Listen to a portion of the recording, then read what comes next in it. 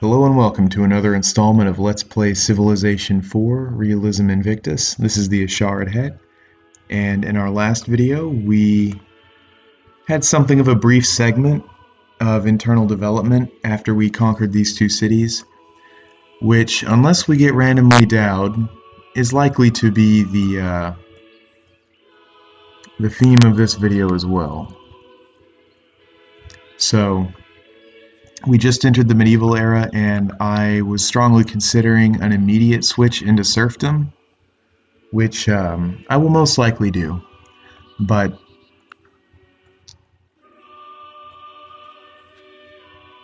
beyond that, there wasn't really an immediate objective. We certainly have outwardly expanded as much as we'll need to for quite a while. Most of the classical wonders, and ancient era for that matter, that we've invested in won't be obsoleted until church architecture or astronomy. So we should have most of this medieval era to internally develop. And let's see here.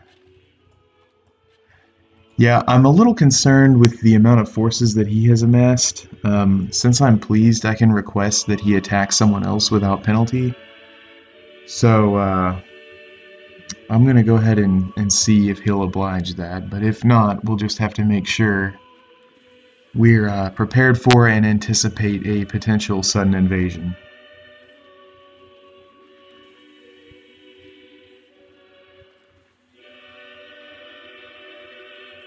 Okay.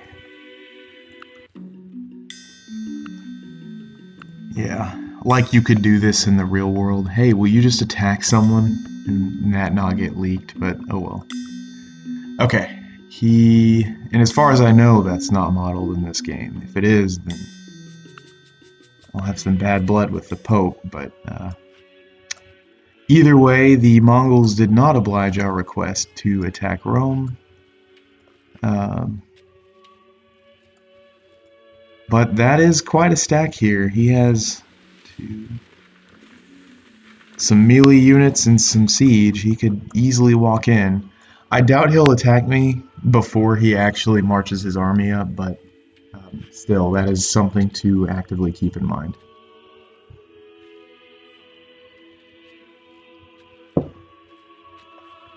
Alright. Now, serfdom will give us a bonus to our regular farms, but not our slave farms, which means in the interim that we have, there's sort of a growing pain, so to speak. Either way, if we switch directly to serfdom, then the slave market is disabled, and the slave market gives +1 food to the slave farm, as does the civic itself. So switching out of that, all of our slave farms lose 2 food, and it's not until we replace them with actual farms that the serfdom bonus would be meaningful. And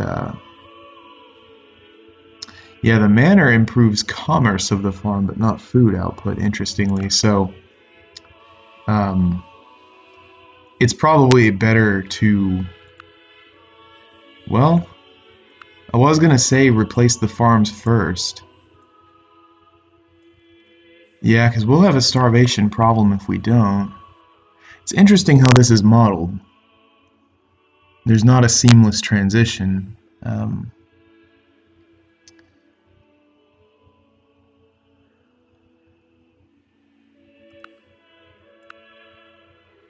Yeah, losing 2 food on all of my farms, that's going to be bad.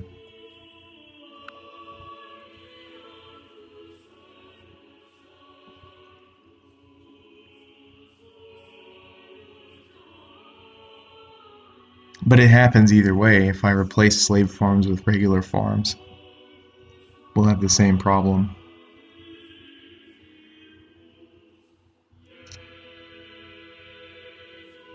Yeah, I want to stay in traditional custom, monarchy certainly, definitely subsistence economy. Well, actually maybe not.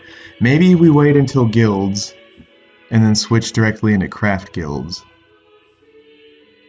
at that time, and we get our farms switched over first. I guess if you do it incrementally, only the farms that...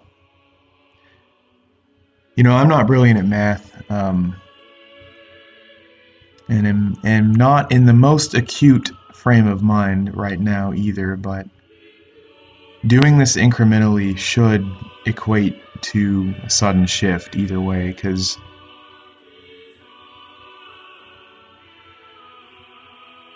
yeah, to the extent that we replace slave farms with regular farms, the same loss is incurred whenever the switch actually takes place. So we'll stay in paganism until free religion, I think.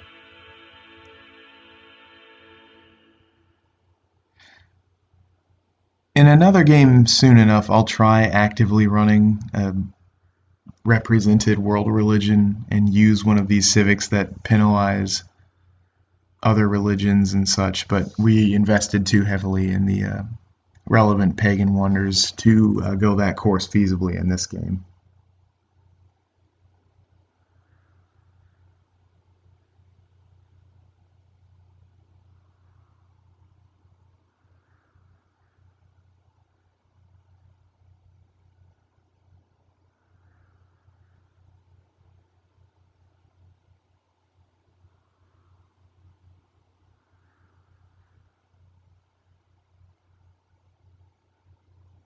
Okay, pardon me, that was a brief interruption there.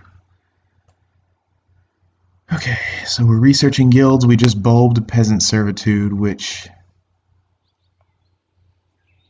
yeah, that enables us the Nordic levy, which I'm probably going to build just about everywhere.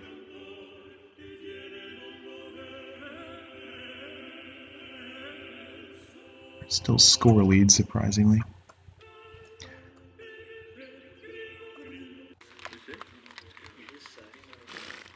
And we do still have this great prophet. I forgot about him. 70 turns till another great person.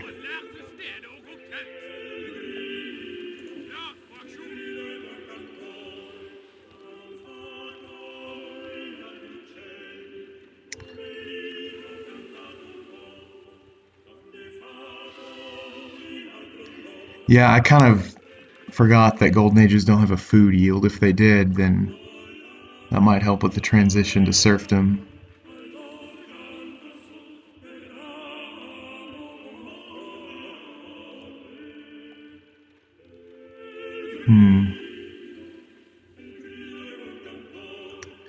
Yeah, even if we research dualism, I think pretty high up on the list of bulbing texts would be church architecture, which would obsolete, or theology, which would obsolete our pagan temples. So for him, it's going to be best to invest in a golden age or a super specialist.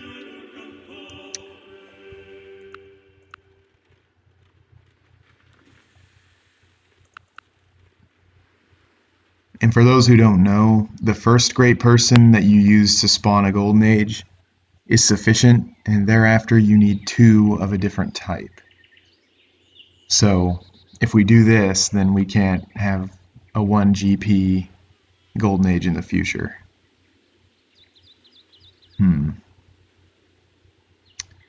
Well,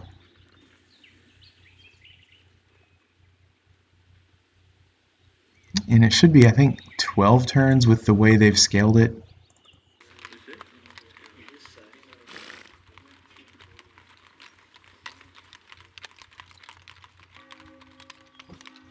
I think I'll save the golden age.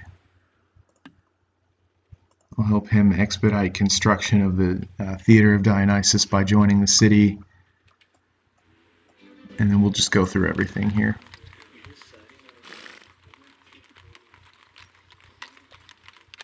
Okay, I think everyone should build a levy. They're cheap and actually fairly strong units even, because this is a state-of-the-art tech. Matter of fact, I don't think anyone else has this tech.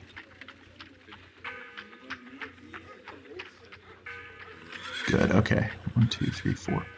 So this city will actually not starve when we switch to serfdom, because it'll, well, oh, yeah, it'll be a loss of 2 per farm, never mind. God, it's so bad, 2, 4, 6. Until they get replaced. Yeah, I'm gonna actively switch to regular farms and then switch to craft guilds and serfdom once we research guilds. But I'm not gonna wait to replace the farms as they are now.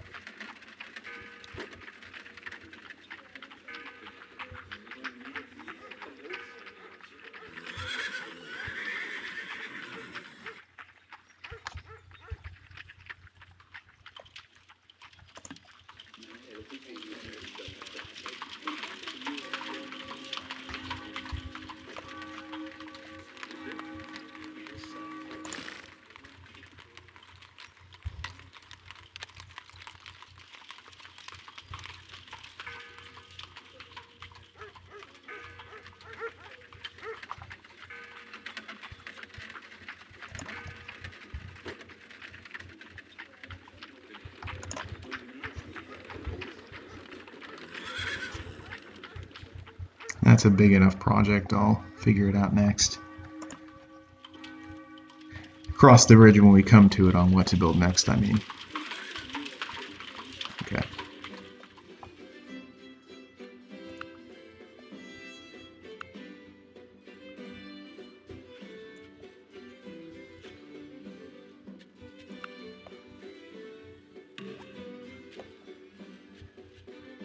Oh, nice.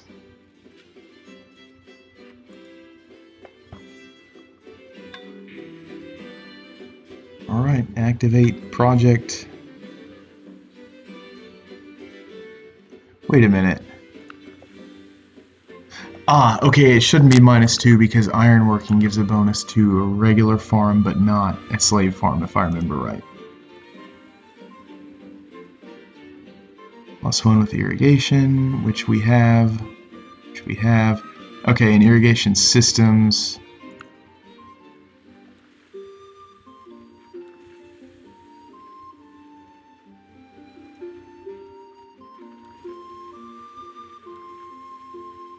+1 to the farm.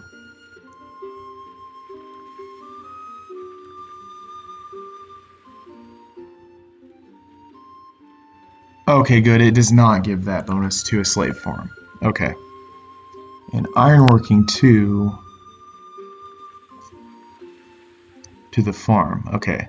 Alright, so there is not going to be a starvation from switching over. My bad. Like they're going to give slaves iron farm tools. Okay, so that should be a net change of 0, which means that serfdom should actually yield a food bonus overall. Should have done the math on that. Okay, +6, this will allow us to research faster.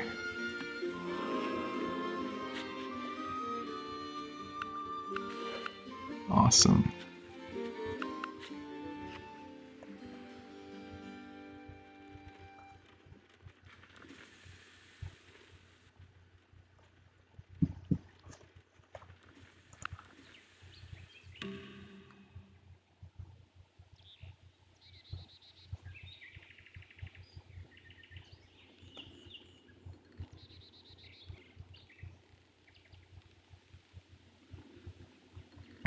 Okay.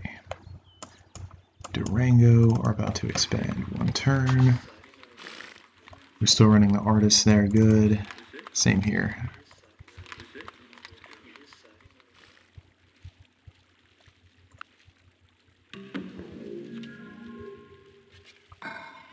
We'll put these on city defense. You really never know when you're going to get randomly attacked.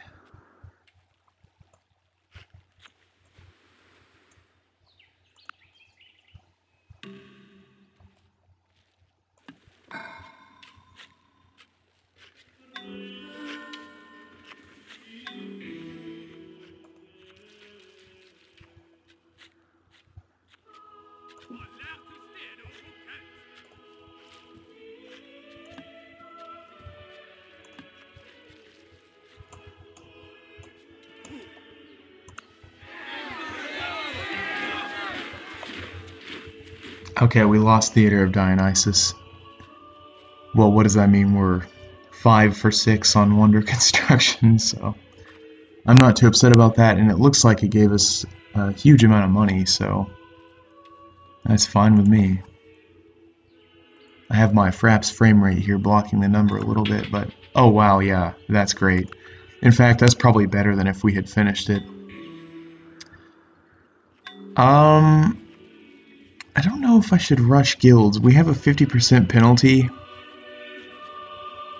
which means accelerating research is going to be paid for in commerce rather than research points themselves. I kind of want to sit on the money. The problem is enemy spies can steal that.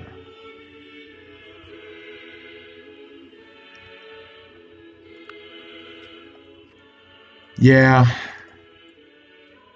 And if the farms are a net zero right now, but they'll be more productive once we get to guilds, I'll not rush this. We'll build the farms before we switch to serfdom. Doing that earlier doesn't really make a difference. Oh, right. Okay.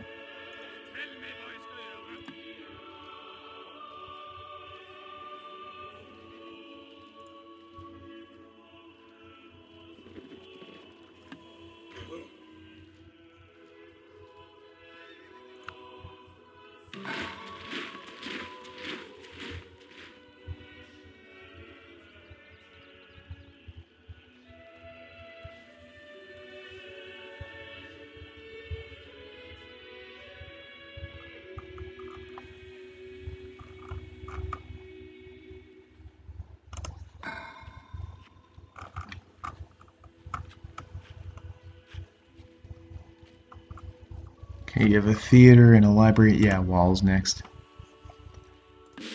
You are a border city of an aggressive neighbor, so don't want to throw those kind of dice.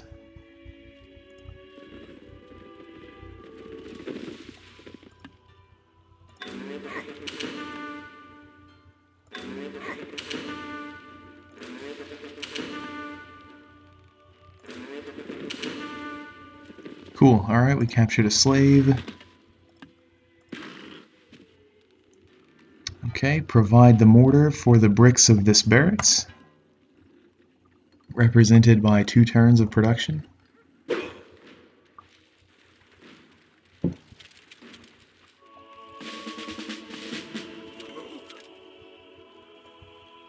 I do like how these slave revolts can threaten your internal cities.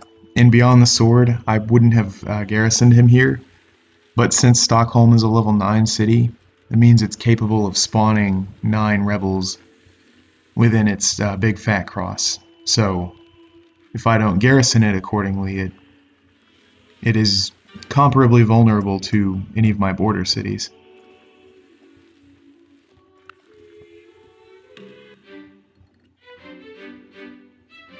No, I'm not gonna do that, man. You can get mad. Yeah, that was a little ambitious. I attacked on a lot of high 70s, low 80s percents. That's really not ideal, but... Okay. Blitz, blitz, blitz. Blitz. Blitz. Alright, so this whole stack has that now. Cool.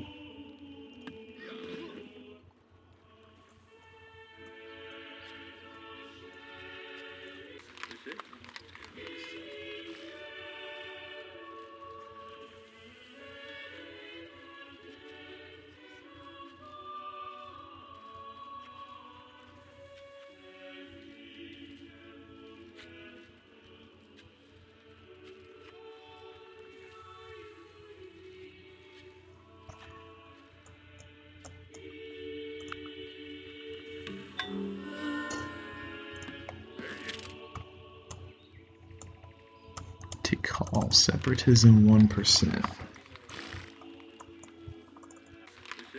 Negative 13.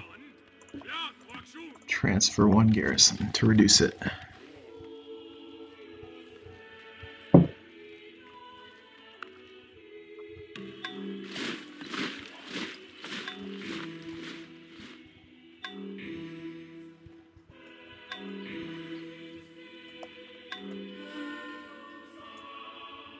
Still hasn't moved anything out.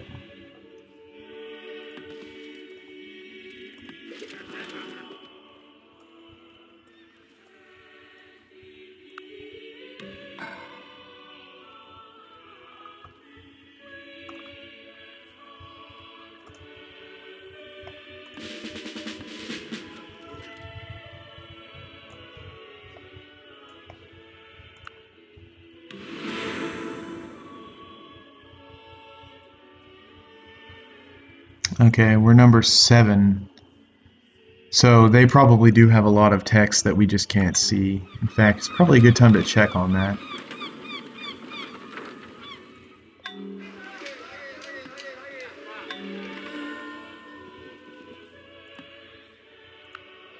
You can only see marginally one ahead, but it just seems like we have a lot of text that they don't. Dualism, fortification, meditation, monotheism, polytheism. I mean, stirrup, that one's pretty cool, but because I didn't found these religions, these religious texts really shouldn't matter that much. You never know, don't want to underestimate the game's assessment of you and how you're doing.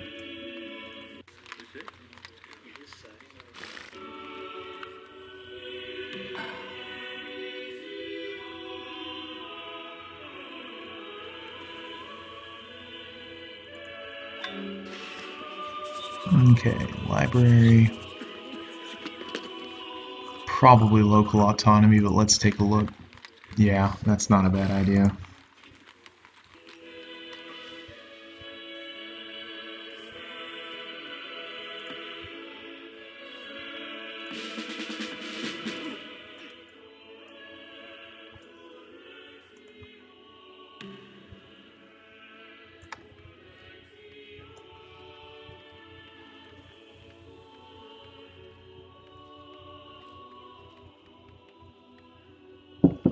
Okay, and after guilds, paper, I believe, is what we had.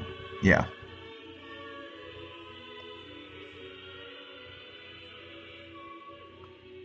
Yeah, and that unlocks the great works of science for the Middle Ages. I'll want to actively go for a lot of those. Okay, that's a regular farm. That's a regular farm. That's a regular farm. Regular farm, okay.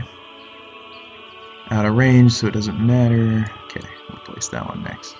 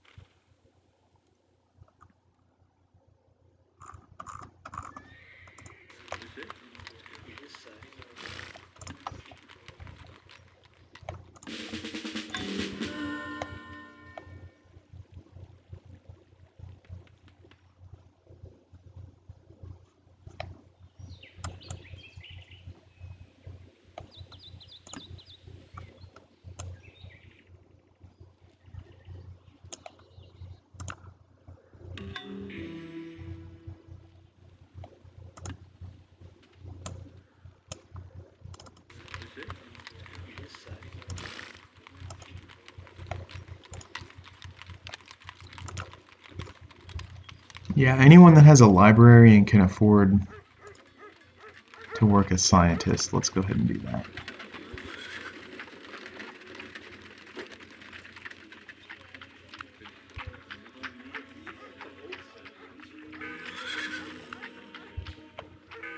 Production is a bit of a lower priority. And as I said, if we want those great works of science, then running scientists is a good idea. However, I'm going to have to obsolete the wonders that are going to take the cake on great people spawning before an individual scientist is going to give us a great person. But oh well. Still a research bonus.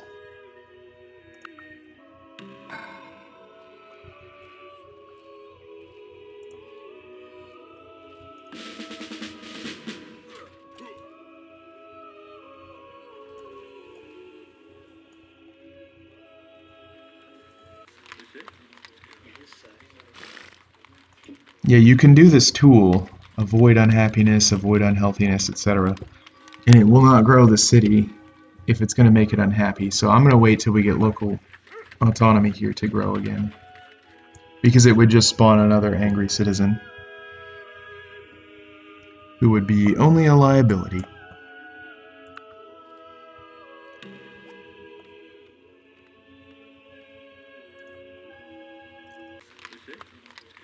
Yeah, I guess that doesn't get obsoleted, Hunter's Cabin, but it takes an early game Civic if I remember right.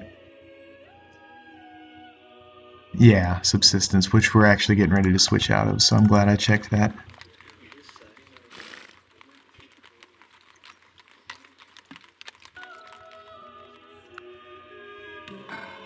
Yeah, I should have built Hunter's Cabins earlier. That extra food would have been nice. In fact, I think well, no. I don't know why I didn't build it here, for instance. I think I just sort of trained my mind to ignore buildings which weren't really essential in Beyond the Sword, because high-level players on the forums back in the 2000s would say, buildings are stupid, and you noob wasting hammers on buildings, so some of that got to me, but the way that this game has been rebalanced dynamically under this mod, well, it's not optimal to build buildings as a rule. You really can't get away with not building them as a rule, so I like that. Anyway, let's build weaver shops. Okay, you would probably be a better counterattack unit. And I do fear Mongolian attack more than Mayan attack, so let's put you down there.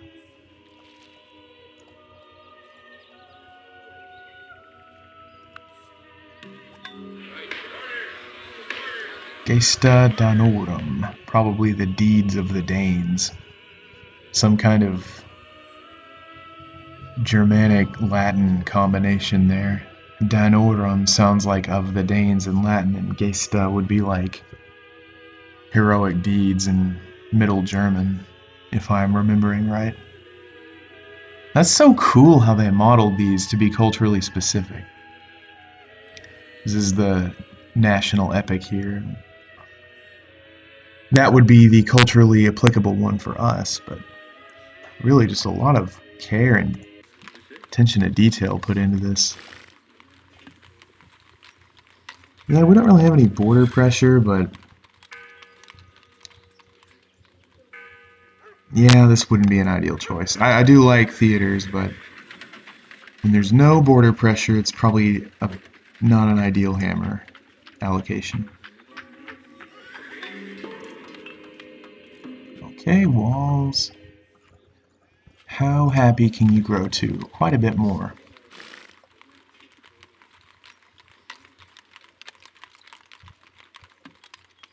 Man, groceries are expensive. Let's just do a courthouse. See, again, it says 1.82, but given... I don't know. I'm not sure I trust that statistic. The city maintenance itself is pretty high. This is supposed to reduce it by 30, so that'll scale over time, if not anyway. Okay, and Mongols built the Great Wall. That's ironic. I thought they crossed it.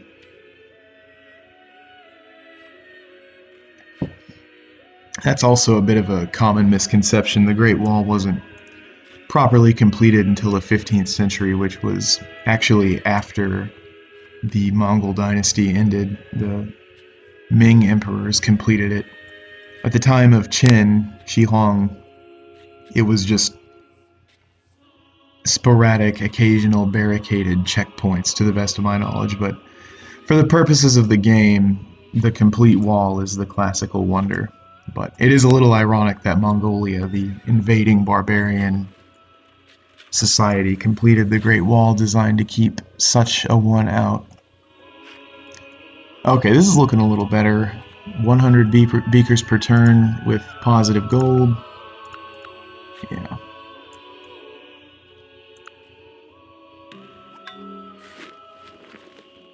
I don't want to speak too soon, and I think I said this in a previous video, but Prince feels so much easier than Monarch. Monarch on this mod consistently feels almost impossible. I've never won on Monarch in this mod, but I can hold my own pretty well, but it's like inevitably I'm going to lose. This doesn't feel too hard so far, even despite our rather handicapped start with the basically no food.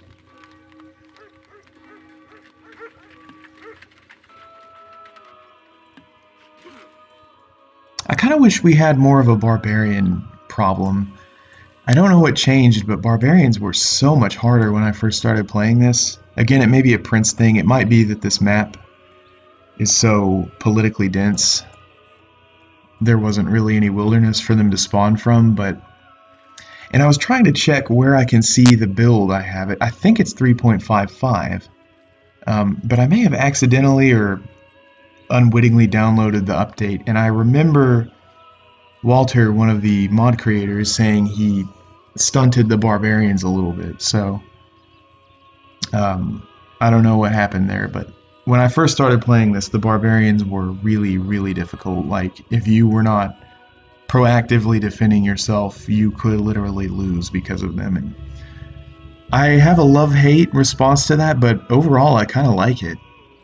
That sense of danger, which actually in a previous commentary on a video I said I associate that with the modern age in this game. That feeling of tension, so much can happen so quickly, the scale of everything is enormous, you know. While the scale of everything being enormous isn't true in the very early game, that sense of imminent danger that the barbarians model is really a lot of fun. And when they are actively a threat rather than just an annoying thing you have to deal with to build your cities, it's a lot more so. Also, when the different kinds have specific bonuses, like animals having a forest attack bonus and such, that's a cool, or lions having a plains bonus, etc. That makes the combat interesting because in Beyond the Sword, I feel like I keep using that prepositional phrase, but basically it was like scouts had a bonus versus animals, just hug the good terrain and you're safe. But hug the good terrain and you're safe isn't really true when you can stack it with your animal bonus, because depending on whether you're fighting a wolf or a lion, terrain may not be safe, so I don't know. It's just a lot of fun. But anyway, I hope the barbs, I figure out what's going on with that, because I like the challenging barbarian game. And then how they can found their own cities and become civs of their own later kind of adds a minor satellite politicization to the map, which is fun.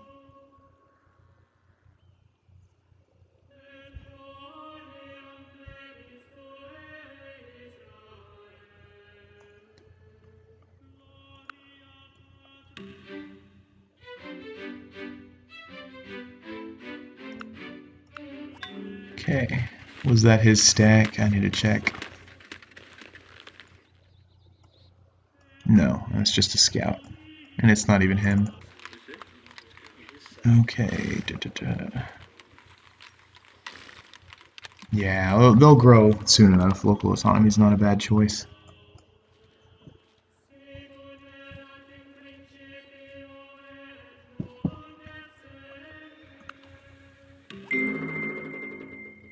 Geschäftsleute des gleichen Gewerbes kommen selten, selbst zu Festen und zur Zerstreuung zusammen, ohne dass das Gespräch in einer Verschwörung gegen die Öffentlichkeit endet.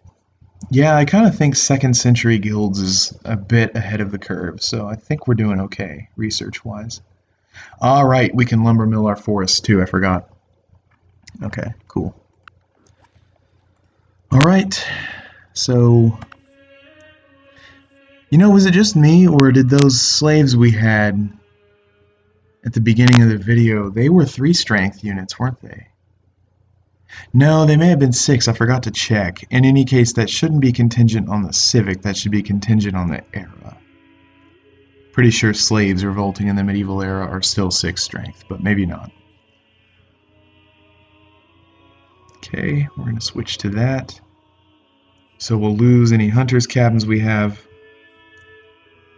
And in addition to paying medium upkeep, which is going to cost us 9 gold per turn, the only opportunity cost is, well, nothing actually, besides those. Better craftsmen and the guild hall, which is just a general minor hammer improvement. Yeah, through the whole development cycle of cottages. And then to lumber mills and quarries. And we do have a quarry. and it allows you to construct another craftsman, which that's actually pretty significant. These really are an interesting mechanic. I don't think I talked about this yet. The way that the game models urban industrial production is fantastic, in my opinion. In the base game, once again with that phrase, you were pretty much confined to the yield of your land, which kind of makes sense to a point. Resource production is essential, and this game's mechanics aren't able or even really trying to model actual market economies, but um, even in like the Renaissance age onward, you were totally dependent upon whether or not you had forests and hills to be able to build stuff, which isn't really analogous at all to modern industrial economies. So, in a proto sense, with workshops, I guess warehouses allow you to build one craftsman as well. Um, you, yeah, I thought so. Okay. So you have an urban sector of production, which in the early game is very rudimentary. The craftsmen you can use with warehouses are not that productive. But if you have a city that doesn't really have a precious mine, well, not precious mine, but a valuable strategic resource, such as an early society would be able to use for productive purposes, you still are able to eke out an existence with what you can build, which makes sense historically. And then in the Middle Ages, with guilds, a little bit more. Your craftsmen are a little better, and you can essentially double the number of them with two. But then in the industrial era, the urbanization of society and the concomitant industrial sector of the economy explodes. And craftsmen, as sources of production, become much more available and also much more productive, which incentivizes farms, which also, with other technologies, become more productive themselves. And overall, the arc of development shifts towards larger cities and a more food-oriented countryside, which is, in a modeled sense, exactly what happened in history. So that historical facet being represented in the game is really great. In fact, that may be one of my favorite things about this mod, just that one thing, because cities being dependent upon hills and forests for production in the 20th century is kind of silly when you consider some of the highest GDP countries in the real world sometimes have few natural resources. And while the game can't really model imports and exports for the purposes of production, etc., this is a really pleasing general way to analogize that. And anyway, for those of you watching, if anyone really even is, who know about Civ 4 but aren't familiar with this mod, that is a really, really cool feature, I think. So, anyway, back to our game here. We just got guilds, and we're about to switch to serfdom, craft guilds. We'll definitely stay in paganism, traditional custom, and monarchy. Yeah, we already looked over all this, so basically it's just we're going to pay more civic upkeep, but that's okay. Alright, two-turn revolution.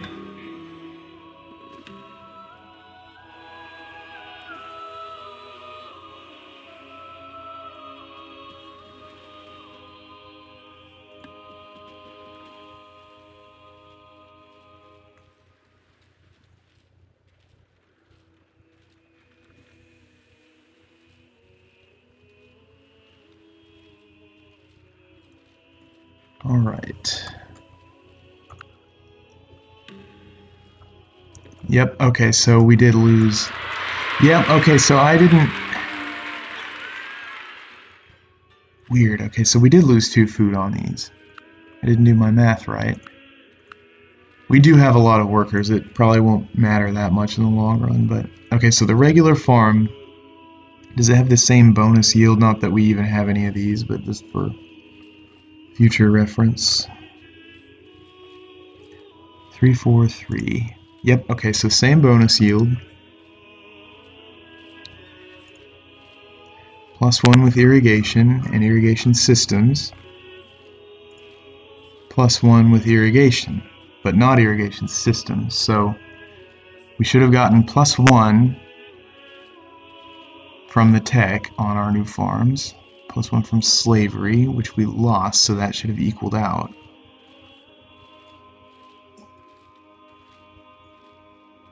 And then +1 from the slave market.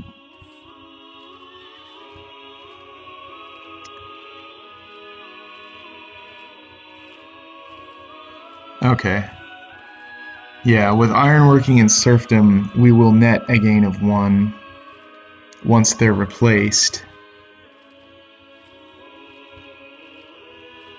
But because slave farms don't get the ironworking bonus and we lost our slave markets, it was -2.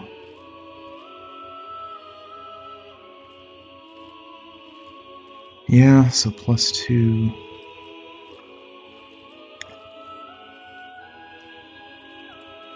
Yeah, they don't do anything on their own if there's no bonus. It's only with irrigation, slavery, and a slave market. So that was +3 already. So it went down by 2. Okay, yeah, these weren't 4 beforehand. Sometimes you gotta get a paper and pencil out when you play this game, mentally or literally.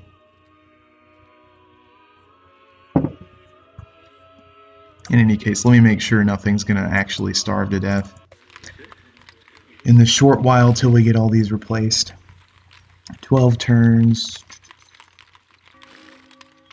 Kinda hate to do this, but okay, that'll add 2. Okay, you'll starve 2 turns faster in the name of science. That's fine with me. There will be a big food bonus once they get replaced anyway.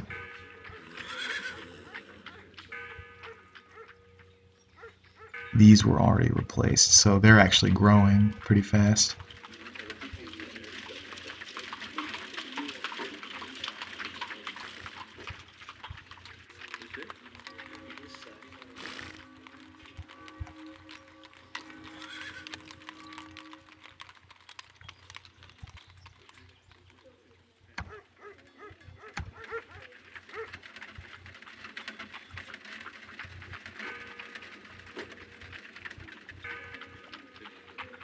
Yeah, that's just a better tile overall.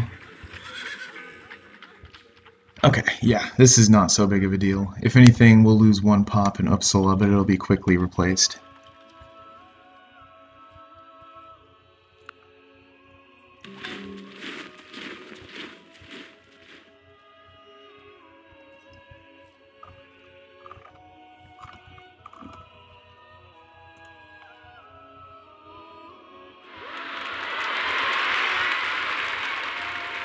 Yeah, +3, that's nice. So they were +4 before, unless I'm not counting right. But oh well.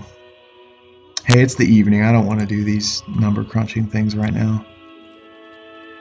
Which is probably why I'm no expert player of this game. But yeah, 5 food per tile, that's what I'm talking about. That's going to be so much better.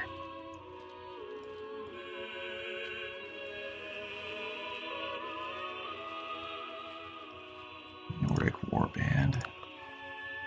Wait. Yeah. Which isn't the same as the levy. Yeah, that's our classical swordsman. So basically the levy is 92. It's a cheaper unit of the same sort that doesn't require a strategic resource. But it also doesn't have these small bonuses. So the standard non-strategic units of the Middle Ages are mostly on par with the elite units of the preceding era. Kind of a fun little rat race feature.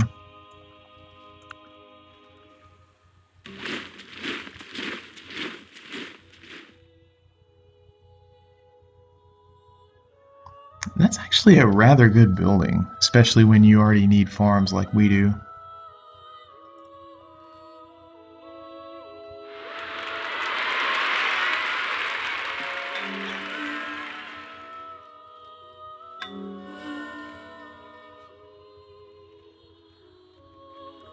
Yeah, that's their slaves.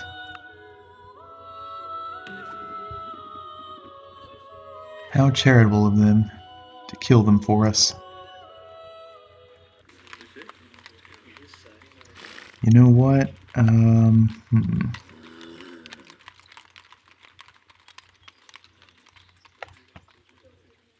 Let's do this first, actually, in the guild hall.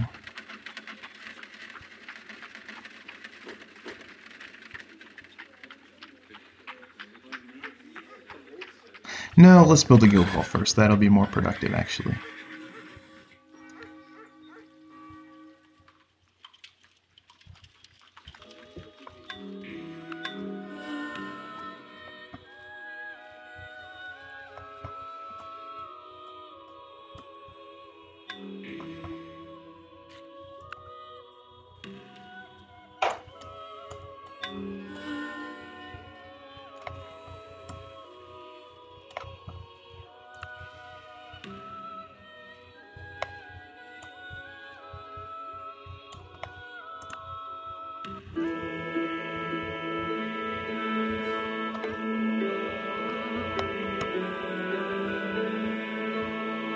Oh, he went Islamic? Are you serious?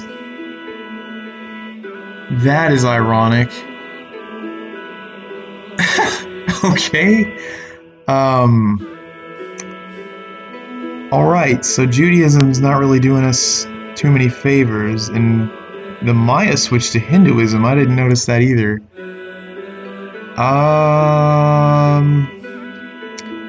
I don't care about Poland. I don't know what deals we have either.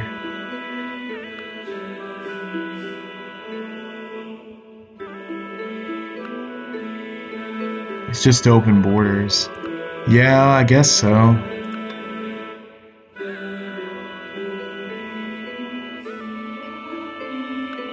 So weird. I cannot believe that happened. Alright, so Judaism's not doing us any favors anymore. We're not building any of the religious structures, and it's not. My primary purpose was diplomatic, and it's not doing that. Can't convert to Islam. I could convert to Hinduism, but I am incurring the active ire of both of them for being in a foreign religion. So I'm probably. Well, I couldn't have paired it with the civics, but I'm probably going to go back to no state religion. That, or I could choose a side. Hinduism. Let me check what they do again. I read all this at one point but forgot. So Hinduism. Yeah, no health from cattle. And unlike Islam, it's not. Okay, yeah, pigs, and then the alcohol thing's separate. All cities get one culture. Judaism, all cities get one culture. And we do have the Jewish holy city. If we switch out of that, we lose the 4 per turn from that, which is pretty nice. Yeah, I forgot about the shellfish thing and pigs. Huh. So is the diplomacy worth 4 culture per turn? Let's see. I cannot believe that happened though. And we've got a pretty healthy rate here, 27, and we lost the output on him and the Maya for that matter.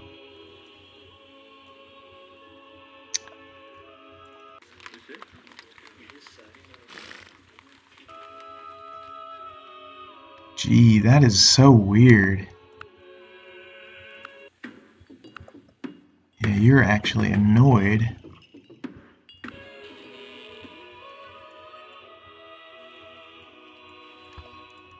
Huh.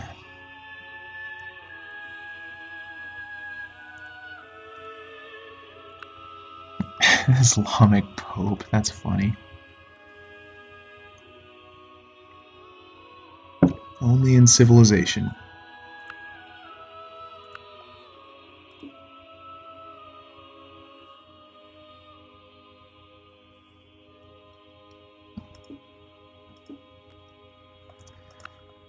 Yeah.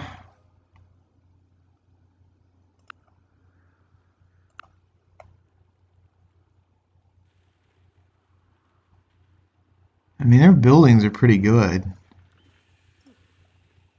Well, okay, that's the same for both. The synagogue. Trade route yield. Da, da, da, da, da.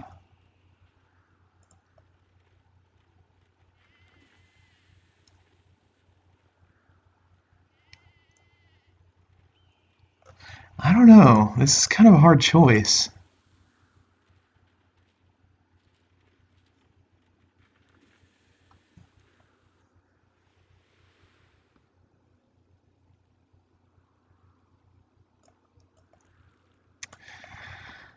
Huh.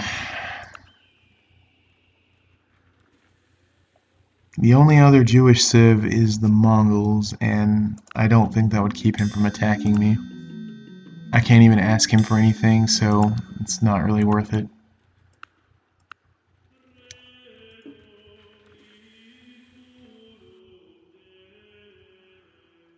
I mean, I kind of would want to commit to one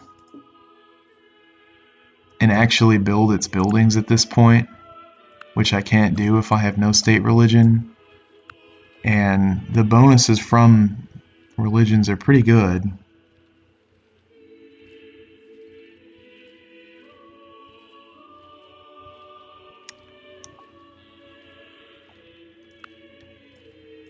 I guess, who do I want my enemy to be?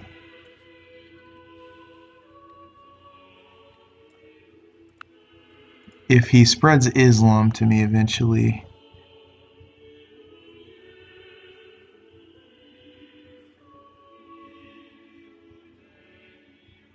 it's 2 extra trade routes. Who founded Islam? We don't know. Okay.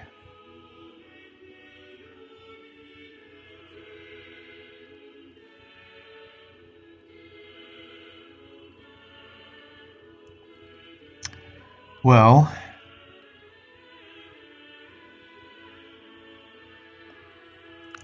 I mean, even if he stays in Hinduism and we get and we switch and we get all that stuff built up, it'll just mean conquering him will be easier.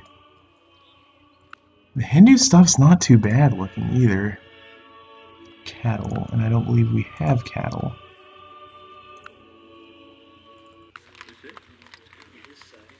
We do, actually. Okay. Oh, silly me, I wasn't even playing with the resource things on. Yep, oh right, I forgot about this. Okay. We, however, don't have pigs, so we're not taking that penalty with Judaism we would with Hinduism.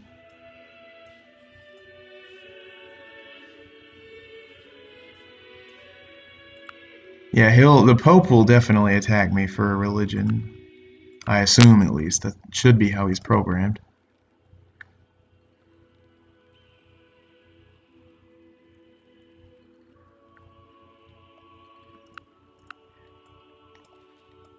I'm not culturally pressured by the Maya. I kind of am culturally pressured by him. Attacking Rome next might be the way to go.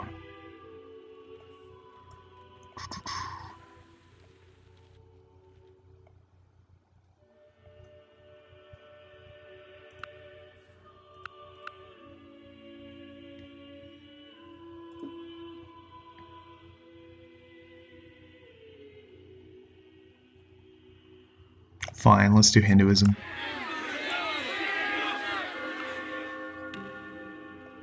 Okay, so we have made an enemy of Rome, and hopefully forestalled attack by the Maya, but I'm more interested in the domestic benefits of the religion at this point.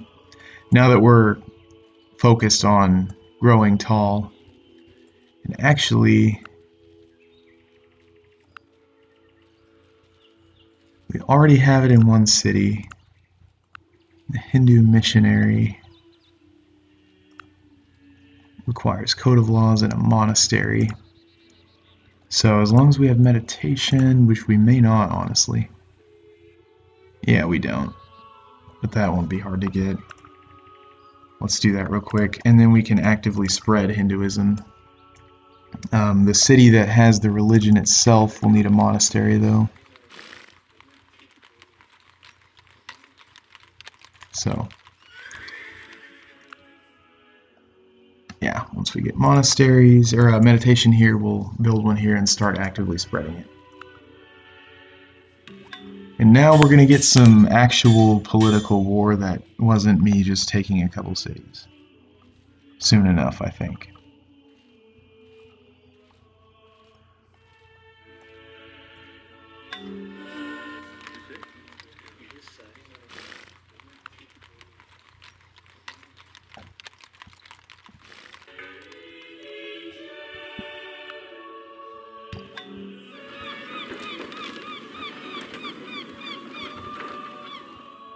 Okay, will that be in time? 9, nope. Science it is. We're gonna die anyway. Well, 11. Okay, yeah. Alright, let's keep that city from starving.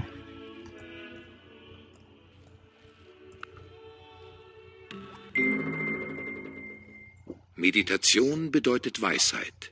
Mangelnde Meditation bedeutet Ignoranz. Wisse, was dich voranbringt oder hemmt. No, I definitely want to keep my pagan temples. However, 20% culture bonus is pretty cool. I guess to simulate the early medieval phenomenon, you only get the bonus from a cottage, which means the incentive to upgrade it to a hamlet is lost. So you have to wait till villages before they get even better. But with our beefed out pagan temples, we're going to stay in this. If you can't tell though, I do like culture modifiers. Especially on Pangea-like maps where there's a lot of pressure.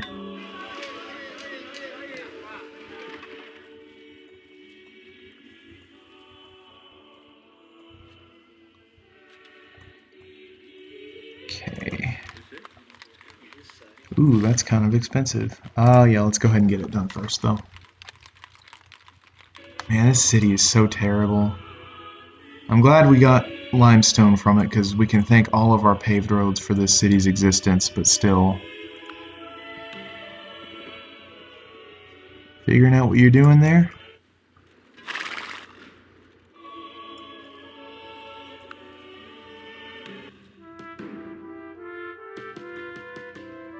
Okay, Venice.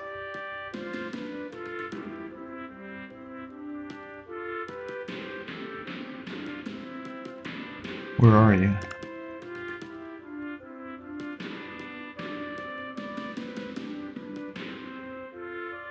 Oh, towards the bottom here. I'm blind. Okay, you have no worse enemies. Alright, cool. Wow, they have harpsichords in the 3rd century?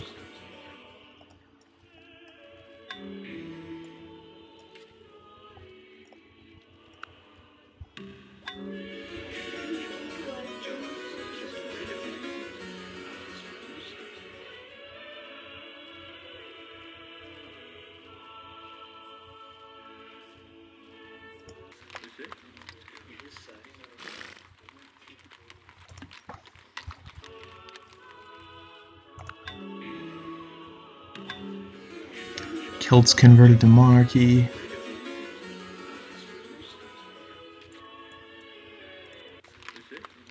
Okay, 4 here. There, break even.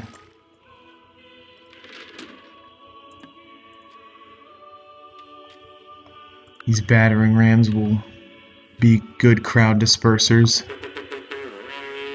Okay, the Celts declared war on the West Africans. Poor West Africa. I don't think you even border them.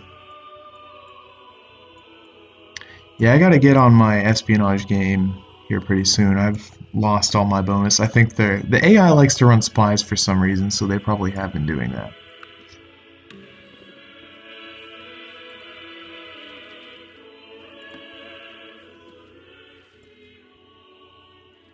Okay.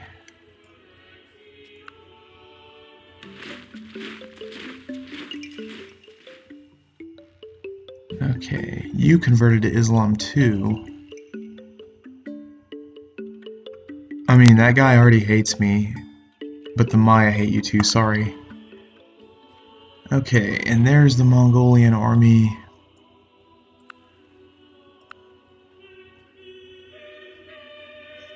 So he's getting ready to attack someone. It shouldn't be me, because he'll have to pop down to the side.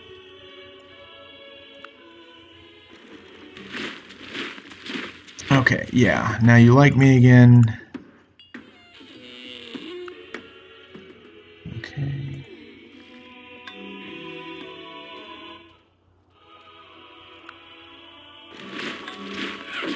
Okay. Get some basic buildings up. Let's get a guy building paved roads. Curious who he's going to attack.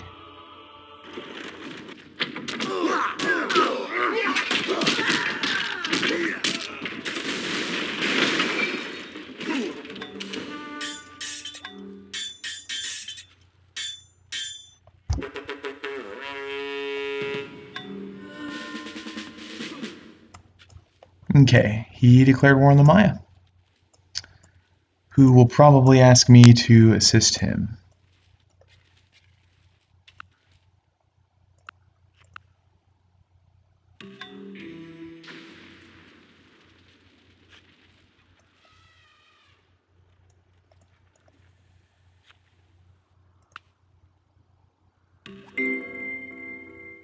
Okay. Ohne Bücher kann ich nicht leben. All these medieval works of science, the underrated scholarship of a millennium here. Okay, I don't know what I'm going to research next, but I think this is a good place to stop. Just a brief little segment. We switched to serfdom. Now we actually have respectable food output, and we converted to Hinduism, which I'm not sure if that was an excellent idea, but it'll give us some a domestic range of options. And our pagan temples are still kicking. So, however, I kind of have a feeling something's missing on that. Paper. No, they should be fully fledged. Pagan temple.